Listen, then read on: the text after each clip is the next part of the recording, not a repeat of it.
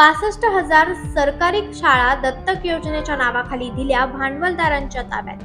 राष्ट्रीय शिक्षण धोरणात आता आमूलाग्र बदल करण्यात येत आहेत. शिक्षणाचे खासगीकरण करत कॉर्पोरेट भांडवलदारांच्या हातात शिक्षणाची सूत्र दिली जाण्याची भीती व्यक्त होत आहे. राज्यातील जिल्हा परिषद शाळा बंद करण्याचा घाट सरकार करीत असल्याचा आरोप ऑल इंडिया स्टुडंट फेडरेशनने केला आहे.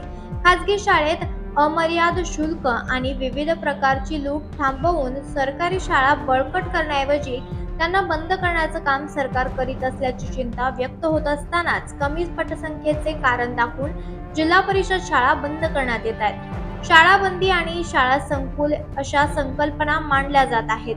महाराष्ट्रातील 18,000 पेक्षा अधिक शाळा बंद करण्याची प्रक्रिया सुरू झाल्याचा आरोप ऑल इंडिया स्टुडंट फेडरेशनने केला असून 65,000 सरकारी शाळा दत्तक योजनेच्या नावाखाली भांडवलदारांच्या ताब्यात दिल्या जात आहेत.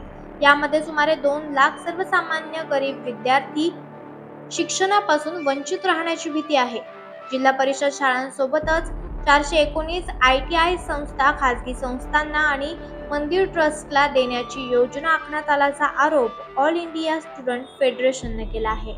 नमस्कार, मी वैभव चोपकर, राज्याध्यक्ष ऑल इंडिया स्टुडंट फेडरेशन.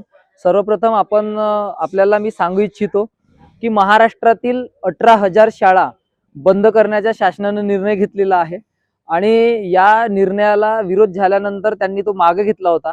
मात्र आता पुन्हा 600 शाळा महाराष्ट्रातील 0 ते 5 पटाच्या 10 पटाच्या बंद करण्याचा सुद्धा निर्णय शासनाने घेतलेला आहे आणि त्याचे आदेश सुद्धा आता जिल्हा परिषदांना ठळकलेले आहेत. या सोबतच महाराष्ट्रातील जर 18,000 शाळा बंद झाल्या तर डायरेक्ट 2.5 लाख पेक्षा जास्त विद्यार्थी हे प्रभावित होणार आहेत.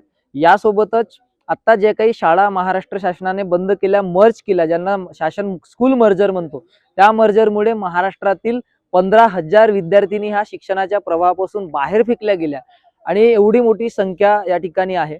यासोबतच भंडारा जिल्ह्यातील सुद्धा 171 शाळांची यादी आहे. यामध्ये सरकारी शाळांची संख्या जवळपास 150 शाळा आहेत आणि या 150 शाळा म्हणजे 150 गावातील शाळा भंडारा जिल्ह्यातील बंद होत आहेत आणि याला आमचा ठाम विरोध आहे. यासोबतच महाराष्ट्र शासनानं दत्तक शाळा योजनेच्या नावाखाली महाराष्ट्रातील 65,000 सरकारी प्रायमरी स्कूल ह्या खाजगी लोकांना, कॉर्पोरेटला विकण्याचा त्या ठिकाणी निर्णय घेतलेला आहे आणि याचा सुद्धा आम्ही या ठिकाणी विरोध करतो. यासोबतच महाराष्ट्रातील 419 गव्हर्नमेंट ITIच्या खाजगीकरण करण्याच्या, मंदिर ट्रस्टला देण्याची घोषणा या ठिकाणी मंत्री मंगलप्रभात लोढा यांनी केलेली होती आणि यामागचा उद्देश आपण समजून घेतला पाहिजे की ज्या शाळा आहेत त्यांच्या खाजगीकरण करून गरिबाच्या मुलांना, कष्टकऱ्यांच्या मुलांना शिक्षणापासून दूर ठेवणे आणि ज्या शाळांची ITIची जमिनी आहेत त्या कॉर्पोरेटच्या घशामध्ये घालण्याचा शासनाचा या ठिकाणी डाव आहे.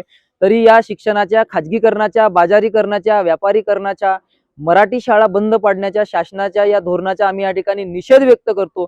नवीन शैक्षणिक धोरणाचा या ठिकाणी निषेध व्यक्त करतो आणि रद्द करण्याची मागणी करतो आणि यासाठी लढण्यासाठी आम्ही महाराष्ट्र शासनाने च्या विरोधामध्ये लढण्यासाठी या ठिकाणी हिवाळी अधिवेशनावर देखील आम्ही हजारोंच्या संख्येनं त्या ठिकाणी विद्यार्थ्यांचा एल्गार करणार आहोत.